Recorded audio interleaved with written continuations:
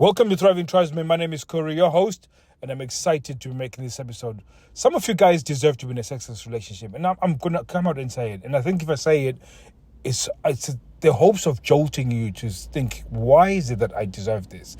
Because when you think about it, really in life, you think of time and you think of investment.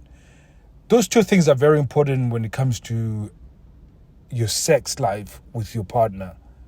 You have to be able to look at time and reevaluate what you're doing on a day-to-day, and then see what are the priorities in what you're doing and what the actions are you doing in order to aid to getting a better sex life. And a lot of you guys have got this twisted, like all your priorities are in the wrong place. So when I was breaking down with some of the guys within Reignite, and I usually break it down with this, that there is 3 areas of your life that take up your time.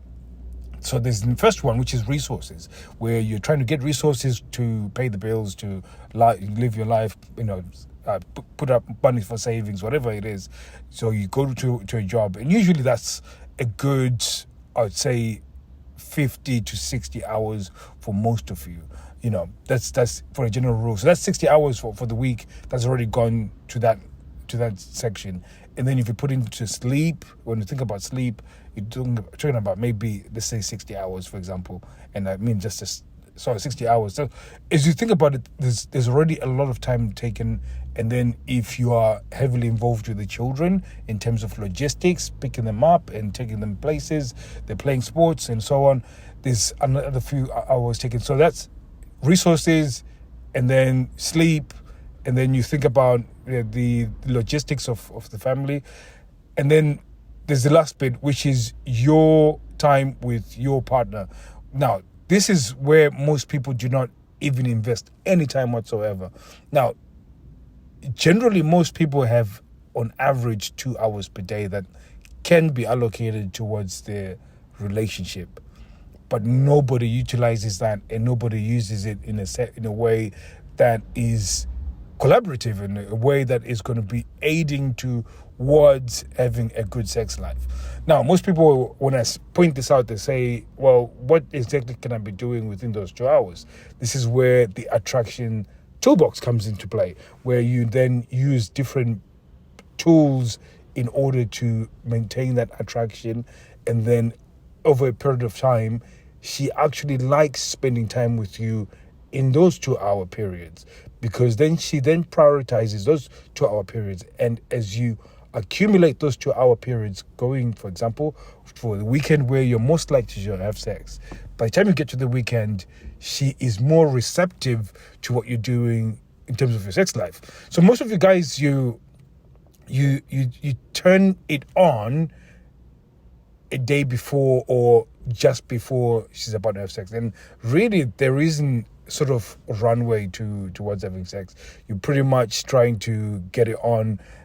We've got this sort of measure of where you can take it towards sex in terms of, if she's cold, completely cold, that means she's nowhere close to wanting sex, and she's not even remotely aroused or even wanting to talk about sex. So that's the default state, especially if you're not investing in your relationship.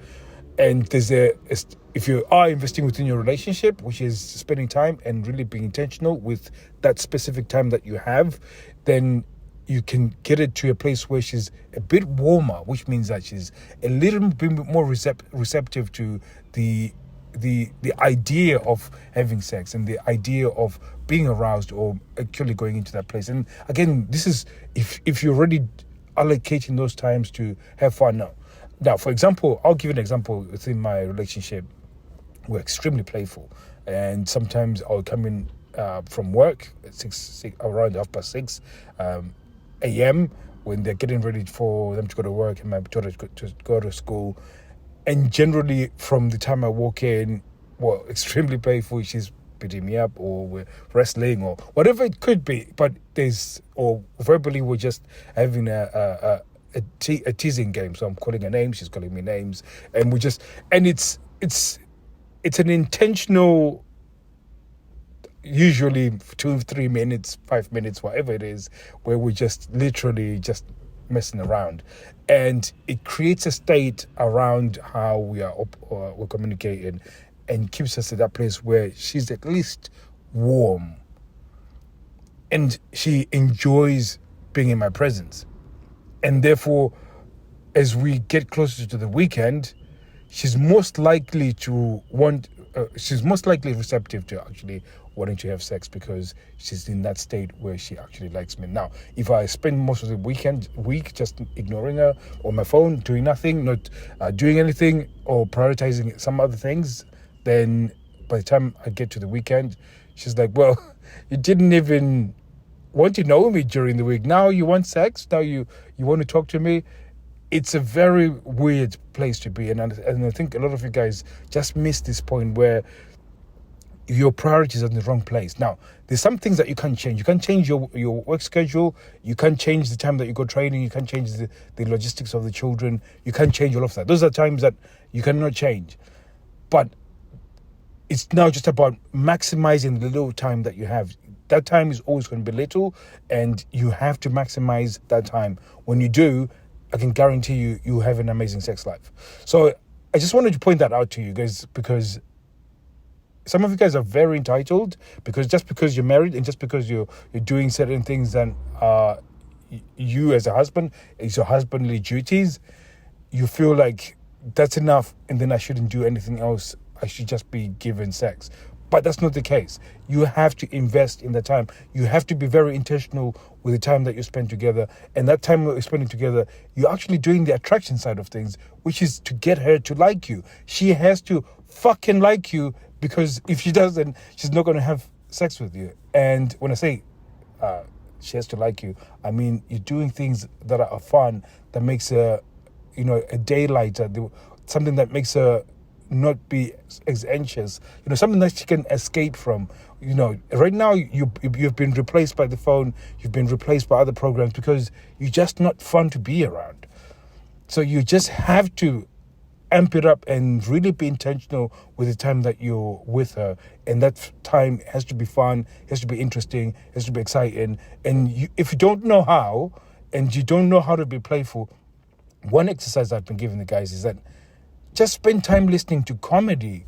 Just expose yourself. Just tickle that funny bone. Make that funny bone alive again, so you can start thinking in a cynical way. So you can start being cynical when you're around your wife. And again, that's what makes things hilarious. Like, I generally listen to comedy all the time, and I'll listen to. In fact, I'll go as far as just really not when I'm on YouTube or whatever.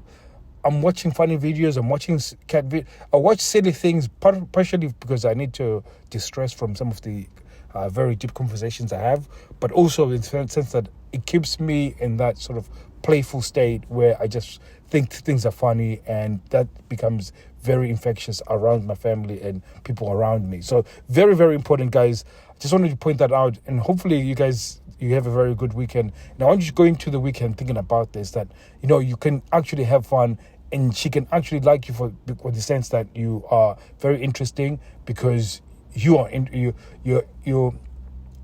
intentional with what you're doing. And when I say intentional, you're intentionally playful. You're really keen on having fun, rather than just pressuring on having sex. And this is the best way of you guys actually starting to change everything around you. So thank you very much, guys. I'll be seeing you guys soon. Have a good weekend. Take care.